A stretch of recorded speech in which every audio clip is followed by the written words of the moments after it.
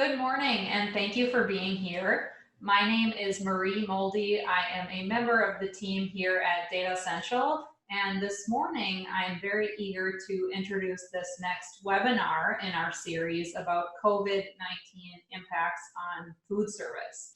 So today we're exploring economic impacts of COVID-19, and our guest is Dr. Russell Walker. So Russ is an economist, and he's on faculty at the University of Washington Foster School of Business. Russ also consults with food companies in areas like strategy and risk management.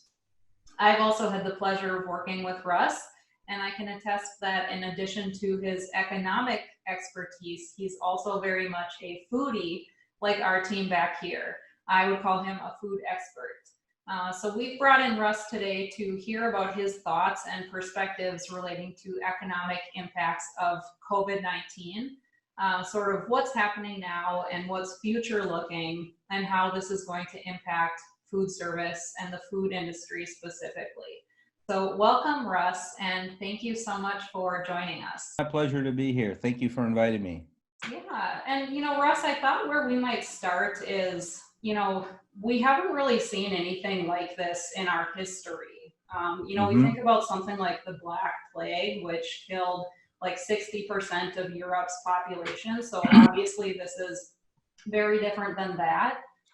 But can you think of anything historically that has made ripples in our society and our economy and kind of everything about our world as much as COVID-19 has? That's a really good question. And when we ask that question, what we're really asking is, if we can see what happened in the past, will it then tell us what will happen in the future, right? So if history is a record and we can go find the right verse, we'll know what comes after it. And that's helpful. That's sort of the way that we think about things. That helps us prepare for what happens next. And I think there are many things about this that are similar to other health crises. The one that people draw most immediately is the flu of 1918, which happened during World War I. But I do believe, and I guess I'm optimistic, that this will be very different. First of all, the level of science and understanding is much greater. And I think the dispatch with which health companies, scientists, medical specialists are working is also different. And that flu ended after quite a few years, and finally use of plasma to actually build herd immunity in the population. I'm quite optimistic that the people working on this will find something much quicker. Quicker might not be next week, of course, but might be within months or a year or something like that. And we have the resources to actually vaccinate millions of people rapidly. And I think some solution like that is likely to play out. So my optimistic outlook is that it will be challenging, but then when we have a solution, a medical solution, we'll have a much more rapid recovery than we've seen for things like the flu of 1918 or the Black Plague, or something that persisted for a very long period of time and wasn't solved until essentially it worked itself out and eradicated those people who couldn't survive, right? I think we'll have a much better outcome than that. Yeah, well, that's great. And I'm glad to hear it's an optimistic outlook. And, we're here today to talk or really focus mostly on what's happening with restaurants and the food industry. So, of course, restaurants and hotels and food service is really one of the hardest hit industries. And absolutely, there's a lot of good things happening. The government has a number of programs now. I think the Paycheck Protection Program goes into effect today. Would you mind sharing with us kind of maybe what that is and what your perspective is? And do you think that having this in place now, restaurants will hire back their already laid off workers, or do you think they maybe might not take advantage of it? I would think that they would, and I imagine it really depends on the unique situations of the restaurateur. And I have a lot of good friends in the restaurant business, and like you, I enjoy working with leaders in that industry. And I think the restaurant industry has a few unique challenges. All of them are amplified right now, and maybe I could say something about this and why what a restaurant owner operator would do might be unique to their condition. Not all of them necessarily are getting rent relief, right? So if you're a restaurant operator or chef, you know right away that your biggest partner is your landlord. And unless you own your own property, then you might have a mortgage. But it's very difficult to continue operating if you can't pay for your rent, right? And so most restaurants have relatively modest margins, I would say. Maybe at the luxury level that's different, but labor costs are high, of course. Um, Overhead is expensive for rent, and so you can't really hire people back if you still can't afford the mortgage, right? And Yeah. so I would think there would be something like that. And then, and you and I spoke initially. I think there's some restaurant models that are successful or can be successful today in the COVID-19 situation, and maybe some that can't, right? And so it's been in the news where luxury restaurants here in Chicago or here in Seattle and back in our former hometown of Chicago have twisted or moved to some sort of a delivery pickup, and that's great. You say, well, they're keeping their workers employed, and they've enjoyed fantastic success. Thousands of people who come. That works. Maybe that doesn't work for the Greasy Spoon, right? Maybe that doesn't work for every ethnic restaurant. Maybe that doesn't work for a sports bar, which is really alcohol consumption driven, and so you can only have so much of that that's pickup. So I think the answer to it is really unique to the condition of the restaurant and maybe their ability to operate in this condition. I would think that the owners would hope to see a bright light at the end of this, and part of that is having their staff back, critical members of their staff probably. Yeah. Those would be the first that you'd want to keep, but the real response would be driven to what else is happening to the business. Are they getting rent protection, or can they actually transform and sell something in their current environment? Yeah, that's a good point about rent. Do you know if in that PPP plan, can operators use those funds on their rent, or is it That only? I don't know. I do know some major um, real estate investment trusts have elected to reduce or to suspend rent from small business owners. So obviously they see the challenge, and this all feels great, right? You say, hey, the big bad landlord has decided we're going to, suspend rent and help us get through it. Oh, that's great if the landlord doesn't have their own mortgage, or have borrowed money from a bank somewhere, and if they have the ability to absorb that in the short term, it's very generous and kind. At some point, someone takes the hit, right? Someone doesn't get paid. What I haven't heard, and if I can just point this out, and why this remains a pressure, is I haven't heard counties or municipalities say, no, you don't need to collect property tax. Okay, I haven't heard that come up. So at some point, the landlord, whoever they are, big company, small independent operator, will have to pay his or her own expenses, Yeah. and you can only absorb so much of that, right? Right. Yeah, and Russ, it seems like current estimates are saying that unemployment in the country might exceed 30%, which I think is higher even than during the Great Depression. So, how do you think we as society should think about those numbers, and how do you think, what do they really mean? Like, how will that play out in our everyday life with things like everyday commerce and also buying food either at the grocery store or at restaurants? Yeah, that's a really good question. And back to your first question, why are we looking to see how this crisis looks like other economic crises? Is economists look very poignantly at unemployment, and unemployment says many things. It says something about the health of companies because they hire people, and then it says something about the ability of consumers to buy. And our society is so driven by consumption of goods and services, and now services in many ways.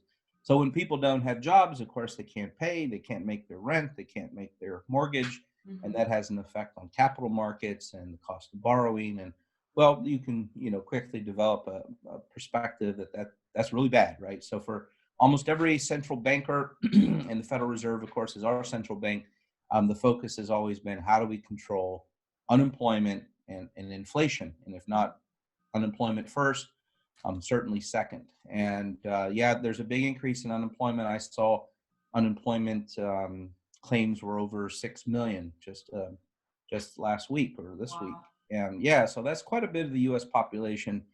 30% sounds really high to me. I haven't studied it closely enough to say that that would happen. Though I will say there are many ways that workers are getting redeployed. And Hmm. this might be the silver lining, provided that an individual feels safe, can be safe. It's clear that companies like Amazon can't get enough workers, Yeah. and so And they want grocery 100,000. stores. Exactly. Some stores like Target and Costco and such probably need even more. And then this will be kind of an interesting question: if people go there, do they get redeployed back to where they were, right? Hmm. And I think the jobs that we're talking about are going to be service jobs, probably many hourly jobs, and those are typically jobs where an employer can put the job back. When we don't have work, you don't get paid, right? Sort of an hourly worker concept, as opposed to an employee on a contract or union contract or salary worker. Um, those probably have a little more protection right now. And if you work in intellectual space and you're a programmer or something like that, well, probably haven't been hit as hard as the person who works down at the coffee shop, right? And Yeah. so, in that regard, I think there'll be a completely different realities. And on the service side, I think the opportunities will be to redeploy and where society needs workers. And it's going to be Hmm. in delivery and probably an innovation in retail. Yeah. Yeah, and to your point about how we need to be spending money for the economy to be doing well, thinking about the stimulus checks that people are getting, I Yep. think if you make under $100,000 and you're getting up to $1,200, do you think that's a good idea? And how do you think people will spend those? Do you think the restaurant industry will see any benefit from that? Oh, I think they will. I think when we have had rebates from the government, I believe the most recent one, though dated, is the one under the former George Bush, or the second George Bush, sorry, 2000, 2003 period. There was a tax rebate. People basically spent that, right? Hmm.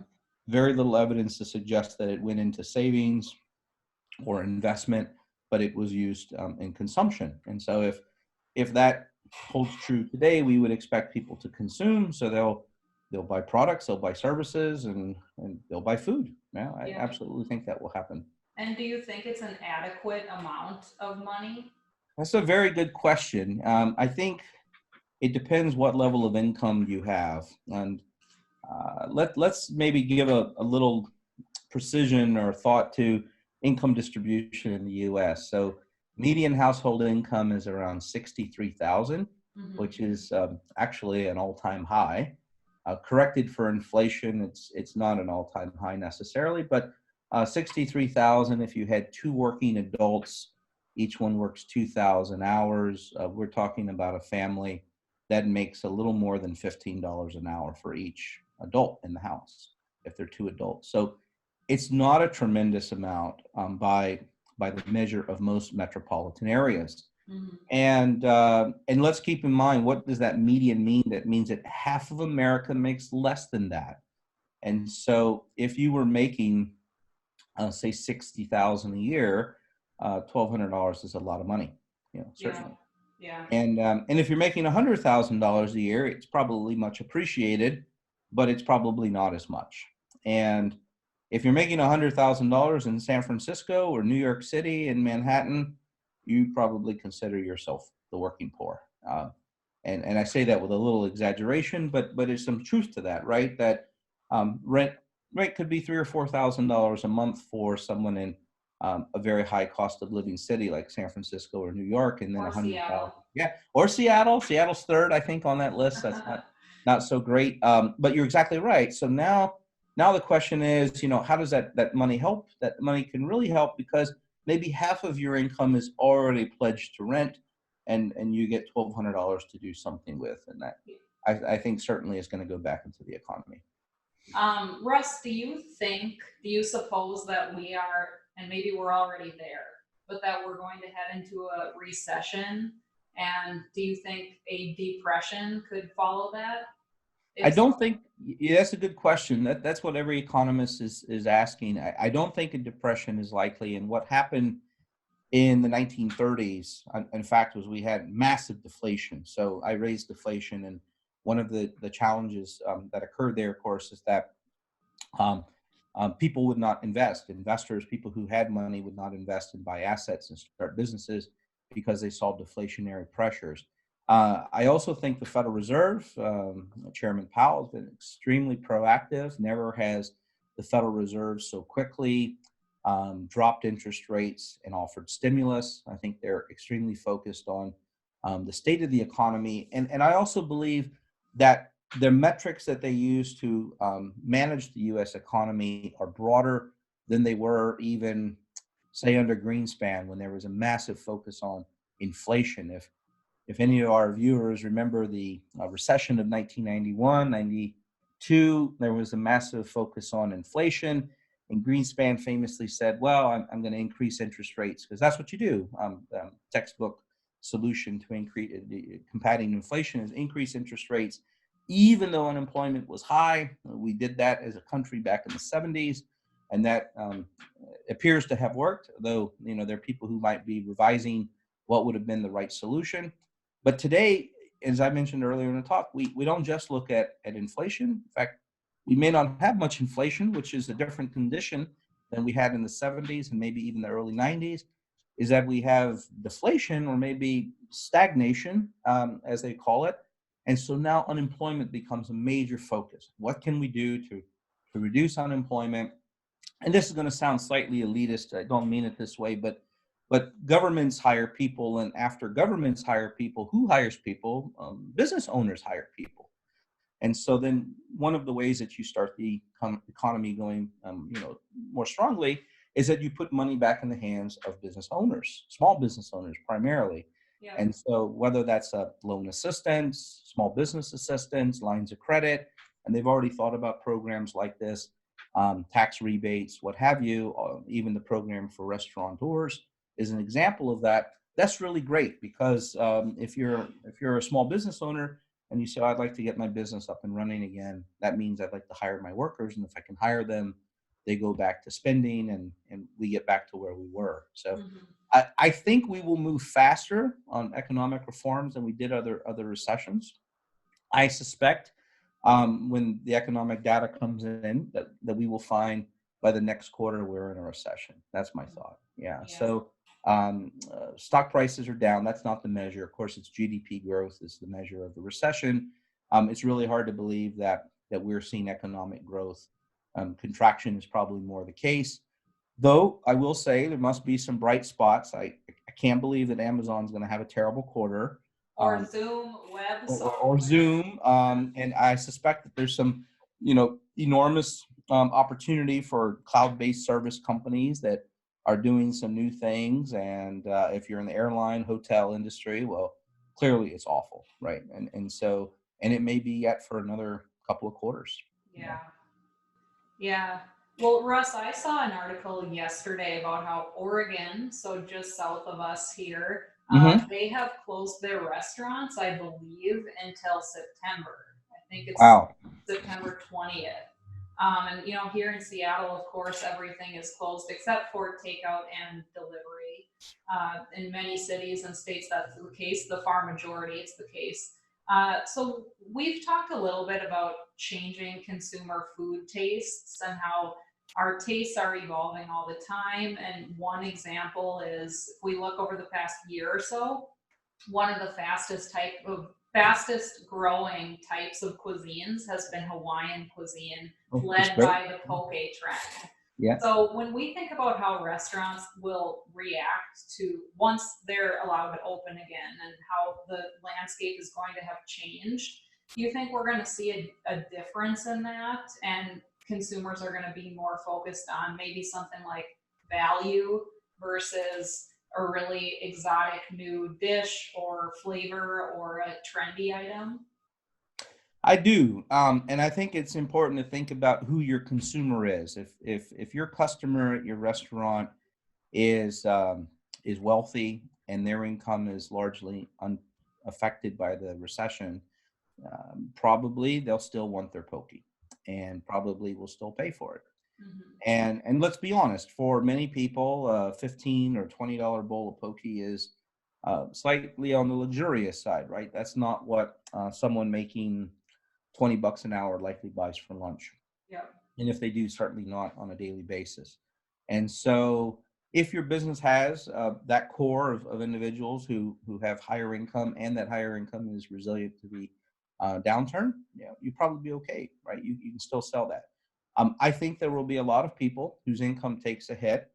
They will eat out less. When they Mhm. do eat out, I think they'll be looking for value, Yep. probably comfort, probably these are not individuals, probably their families would be my guess. If you're an individual, it's probably easier to overcome your cost coming out of a downturn. But if you're family, you have a lot of costs, which are fixed costs and they're growing costs. And I suspect that businesses that can respond to that, restaurants that can, will have unique success. I also think that this period of pickup and takeout, I think it's going to determine some new winners, if you don't mind me saying. And I'll just say this as a dad, and a foodie. I appreciate your thoughts on that. My wife's a great cook, and we enjoy food from all different ethnic cuisines. Yep. It's not always easy taking your kids to the dinner in restaurant that you'd want to go to. Right. And so now some of those restaurants are figuring out that, okay, well, maybe I should do takeout. Maybe I should do pickup in ways that they didn't before. Maybe you would have a unique meal that is better suited to being warmed up. And so if that's the case, I suspect some of those restaurants aren't going to forego that business when all of this passes. They're going to say, well, that's great. I met thousands of customers that would never have come into my restaurant for some reason or other, and they're going to win. I think restaurants that are really focused on alcohol consumption and that's on-site consumption, I think they're going to have a really hard time. There are states that said, okay, you can do drive-through pick up your booze, in the spirit of giving everybody a chance to excel. That sounds right, but you can really buy your own booze and drink at home. Yep. If you don't need someone else to mix it for you. I'm not exactly sure what the value add there is. I always thought the value add was the environment, the bar, the people that show up at the bar. But certainly if you take your liquor neat, you don't need someone to pour it in a glass for you. And we talked a bit about delivery and all of this. Delivery right now is quite an expensive endeavor, or certainly Yes. it can be. And Hmm. I've noticed a lot of promotions about like free delivery at various restaurants. And we've talked about how this whole situation might open up new avenues, like sharing about how the kitchens might turn into areas to make takeout meals or that type of thing. Do you think delivery is going to have more legs after this, or is I this like do. a flash in the I do. I think delivery will have more legs for a few reasons. This again will identify some winners, and I'm not here to say who those or what those might be yet. But for most restaurants before this crisis, delivery meant Instacart or Uber Eats or Grubhub or something like that, which first of all said give up part of your revenue and then let someone else deliver your food. Maybe it's not in the ideal conditions. And many restaurants looked at it and said, well, okay, if the customer really wants it, they'll pay for it. And frankly, I don't know that a lot of restaurants ever customize their operation, their meal, their packaging, their presentation, and their delivery for physical delivery, right? It was sort of an add-on, like take my current menu and just push it into Grubhub, pan? Right. which doesn't really work, right? And not to get into the nuances, but if you sell chicken wings, that's probably not the best way to deliver chicken wings. And so maybe chicken wings aren't even the right thing to deliver. But if you have to re-warm it, you have to heat it, or maybe it should have a final step. I could see there being many types of delivery that have that. And I saw various ads. I've seen various ads on television where restaurants, I think one of them, Golden Corral, says we'll do free delivery. Hmm. If you're a big chain like that, could you develop enough delivery that you just have your own drivers, sort of like Domino's, right? And you say, the pizza industry is actually a really great example of this. They've done delivery for a long time. So first of all, the product is designed really well for delivery. It's packaged in a way that retains heat. It can be reheated if it needs to be. And consumers see value in it at a price point that allows delivery, right? And this I think becomes part of the optimization of what would you make. Maybe you can't make certain things.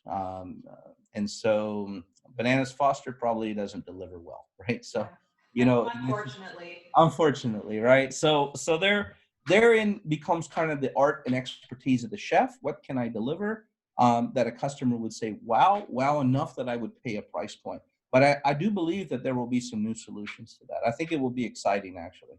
Yeah, I agree. I think it's going to be exciting. I think this whole notion of new opportunities arising in food service is exciting to see too, like how distributors might be partnering with retailers now because retailers can't keep up with the supply on their grocery shelves. So food that's otherwise would have gone to restaurants is going to grocery, and new partnerships and like new ways of thinking about synergies seem to be arising in a lot of different areas. I agree. I think one of them that actually could be a winner is that many of the delivery processes that we're working with right now. Think of Amazon Fresh, where if you wanted something previous to the crisis, they'd say we bring it to you in 2 hours or less, right? They had this massive deployment of drivers, all available, and they'd go to basically Whole Foods and put something in a bag and bring it to your house for you. Okay, well, that has enormous cost because you, as Amazon, have to have a driver basically on call. And even if that driver doesn't make money until an order comes in, you still have to have that person engaged some way. Now, suppose we train consumers, if you don't mind me saying, to say you should plan your delivery. In Hmm. fact, if you want my food from my restaurant, you need to tell me before 2 o'clock in the afternoon, and we will schedule delivery at a slot that you pick. Yeah. Now, that takes a lot of risk and cost out of the restaurant. If you know that I'm going to make 200 dinners, and those 200 dinners are all going to be delivered in a 2 hour block, well, I could find a driver who would do that probably at a very attractive price, Hmm. and maybe restrict my geography, and all of these things could lead to a solution that wins for the restaurant as well. Yeah. Oh, that's brilliant. I've always thought, I can't imagine trying to figure out well, how much inventory to have in a restaurant. That's always kind of blown my mind. How do you ever plan for that? And especially with various fresh ingredients and things, it's just like such a puzzle. So that would be, I can see that would be tremendously helpful and cool if that became part of our norm. Yeah, so the challenge of that inventory planning in a restaurant, that actually is addressed by a very famous economic study. It doesn't refer to the restaurant industry. It actually takes the following name. It's called the newspaper sales boy problem. Oh, wow. Uh, and it's really called that. And the question that was posed to economists, and now has been answered through this little story, is if you were a newspaper boy back, say, decades ago, when newspaper companies sold papers to typically young boys, and then they would drive up and down the street and would sell them by membership or by daily purchase. The question always was, how many newspapers should the newspaper boy buy? And that's a really interesting economic question, for the following reason, is that the newspaper is useless the next day. It is a perishable asset, just like a food item, though we could conceive of freezing it, storing it sometimes. Uh-huh. But if our item actually can go to zero, we actually could buy too many, right? This is the fear. So you already sort of revealed the fear, which is if I buy too much, oh my gosh, what would I do? I would have to waste it, and it would be spoilage. And so the problem actually has a very unique solution. If you're capitalistic, and you really want to achieve maximum market, you should always have more than you would sell. Hmm. And so the problem is really one about forecasting your demand. And so then if you have a better handle of that, it's a sort of little toy example. You'd say you should have 1 unit more because you don't want to turn away a customer, particularly if your margin is really high. Yeah. on your sale. And the newspaper boy has really high margin, or used to. And so in this case, if you're a restaurant, you'd say, I'd want to have more than I expect to sell, but maybe not twice as much, right? So, just a little bit Just more, a touch more. just a touch more. So then the problem, as any good academic, we've transformed the problem to another problem, and that problem is one we feel like we could better solve, which is we now have to forecast demand. How many people do you expect to come through the door? Now that still might be hard, but you might say, tonight's a Saturday. What did last Saturday look like? Okay, and that's of course what the industry does, and even what the newspaper people would do if they were still in business. And so, believing most of it will come back and seeing all the stimulus packages that are out there right now, the new PPP plan and those types of things, do you have any guess about what percent of restaurants might suffer from this? Like what percent are going to go out of business? I don't. I think, again, it is very path dependent. And what I mean by this is, if you're a restaurant and you had a lot of savings and you could afford to keep some of your workers employed, you can afford to keep your rent current or your mortgage current, then your ability to survive is probably much greater. If instead you're a highly leveraged business, you had a high rent, high labor, and then you can't generate revenue in this crisis for some reason.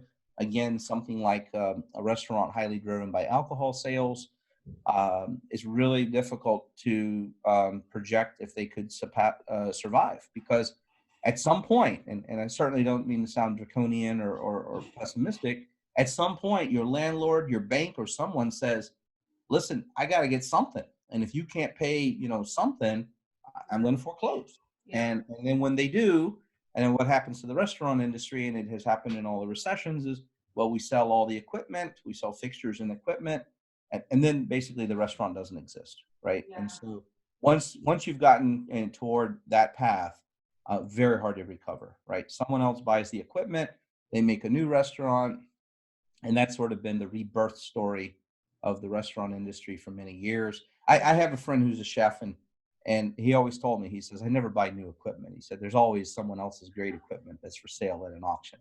Yeah. And that's the sad truth, right? And so there'll be some of that. Yeah. Definitely. Russ, I think I heard that after 2008, the restaurant industry was the first industry to bounce back. Do you know if that's true? I don't know if that's true. It wouldn't surprise me. Now it can bounce back in different ways quickly, right? Because it can hire workers very quickly. You can deploy them quickly, and even with my sort of gray cloud here of the equipment gets sold. Well, if you're a restaurateur and you want to get started, and there's auctions for equipment and liquidation of fixtures and assets, probably landlords who have former restaurant sites that are empty, and they say, oh, you think you got a restaurant that would work in this site, I'll give you 6 months free rent, 3 months free rent. So they can recover quickly. It doesn't mean that the same participants recover, right? That there could be redistribution of assets, and some people will be winners or losers, but absolutely it could recover. Yeah.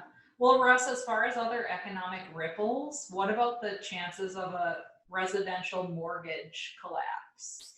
That's actually got some real concern, and the major banks are very, very concerned, heightened about this.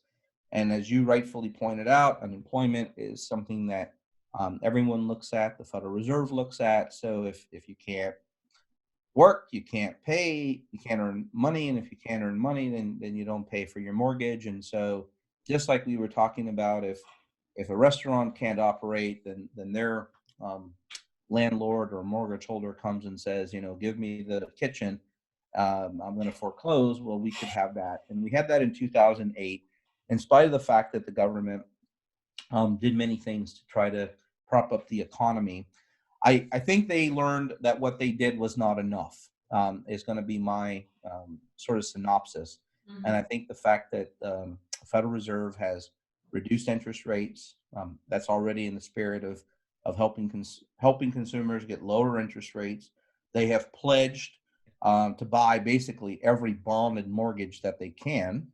So what does that do? That keeps the market liquid. So it says, if you have a mortgage-backed security as a bank, the Federal Reserve will buy it from you. Okay, so you don't have to own it. And if you're concerned about delinquencies in there, Federal Reserve's going to, own that. Now, it took some years for the Federal Reserve to get to that. We called that quantitative easing back in 2010, 11. So they've already asked for the permission to do that from Congress. So they've already been more proactive, but it still comes down to the reality. Will people, be able to work? And I still come back to my futuristic, optimistic perspective, which is it's probably very, very cloudy now, but I do believe the medical teams, scientific teams are working with great dispatch, and that once a solution is found, it'll be very rapid. And Yep. and at that point, it may have some time to climb back the economy, but there will be very few reasons for businesses to say no, I don't want to operate, right? And I think we'll see a much more rapid recovery than we would have from the 2008 crisis. Yeah. Well, Russ, one question I think to wrap up our discussion is thinking future looking. Do you think it's reasonable for us to take any insights from what's happened in China or South Korea as far as what our recovery is going to look like? Has there been any happenings or lessons there that we might consider? Yeah, I think there is. South Korea is a good example. I saw you send a note about Sweden, how they have more or less avoided the big outbreak of this virus. And I'm no immunologist or epidemiologist. I'm making observations of what I see, which is, and let's include Italy and Spain in this. So they had a terrible spread of the virus. And you say, well, perhaps why did it spread so terribly in those countries and not in South Korea or the United States? And if you look at Italy and Spain, of course, the generations of people live in the same apartment, right? It's not uncommon that your grandmother lives in the bedroom next to you, and that's part of their society, and it's part of what makes their society so warm and beautiful, and family focused, and that's great, and that's obviously contributed to how the virus is spread. Someone in the family gets it, or the extended family comes to visit grandma, and then one of them coughs, or on, and you can see how those who are greatest at risk then get exposure to it. That doesn't happen, I guess, in Sweden. That doesn't happen in South Korea, and doesn't happen probably in Seattle or in parts of the United States. And so China benefited from very authoritarian lockdown, and they just said everybody go home, and if you don't, bad things for you. And so I think what is going to be most uncomfortable is that we're going to have to live in you stay home for periods of weeks and months. And here in Seattle, it's at least until May 4th. My expectation is that it would be even longer, right? Till that curve is not just flattened, but really down. And then probably the fall will be some new challenge, which is, does it come back as people come back, frankly, for the university? I'm sure they don't want to address it now, but do they hold classes in person? Do you bring 40,000 people to campus and let them all cough on each other? Probably that's going to be a challenging decision. So, yeah, I think if we could learn something from those countries, as uncomfortable as it may be socially, is less proximity is probably good for quite a period of time. Do you have any final thoughts you want to share? I feel like we've covered a lot of things, but any final thoughts for the food industry or restaurants today? It sounds like optimistic mostly. I would try to be optimistic. I do say that because I know some days it can be really hard. And in that spirit, you say, well, if in a year, maybe less, there's some sort of treatment or reduction in the virus, would you be able to go back to what you did? And also maybe in the meantime, could you change your business? Change it. I don't mean necessarily, get a new business, but if you're a restaurant, could you do something to bring yourself revenue that you might not have done before? And obviously part of that is takeout delivery, but it might not be making exactly the same things, right? And so, in that spirit, I think it's probably a good time to just reevaluate your business and say, what could I sell right now? What would my customer want right now? Yes. Well, Russ, on behalf of Datassential, I want to thank you for your time and your Thank insights you. today. So thank you so much. My pleasure. We can't wait to share this information with our audience. So thank you for being here and for these valuable insights.